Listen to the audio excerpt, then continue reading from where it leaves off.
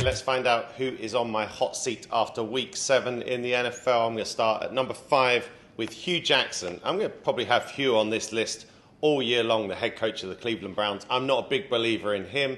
He has a really talented team now. The Browns went into overtime for the 4th time in 7 games on Sunday against Tampa Bay, and they lost this one. And they've lost a lot of close games this year. They have the talent, the close games and the winning habits, they come from your coach. And I think Hugh Jackson's not getting that job done for the Browns. At number 4, I'm going to put Doug Marrone, the head coach of the Jacksonville Jaguars, on this list. They've lost 3 straight. They can't get going on offense.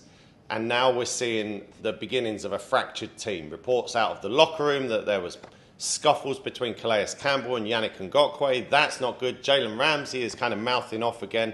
Doug Marrone's got to get this team under control, and it starts this week in London. At number 3, Ryan Tannehill, the quarterback of the Miami Dolphins. We have seen major injuries for Tannehill in each of the last 2 seasons with a knee injury, and now we've got this cloudy situation with his throwing shoulder.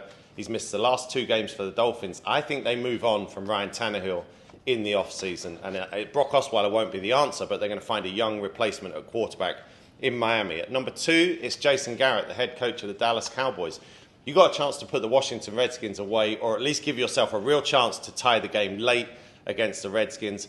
Dallas had the ball at the Washington 37 with 52 seconds left and a timeout, and they get a 6-yard pass to Cole Beasley and then a 3-yard run up the middle to Ezekiel Elliott. It means they got to kick a 47-yard field goal, which was no gimme, and then there's a penalty, pushes it back, and Brett Maher misses the 52-yard attempt. I think that's all on Jason Garrett for not being aggressive enough.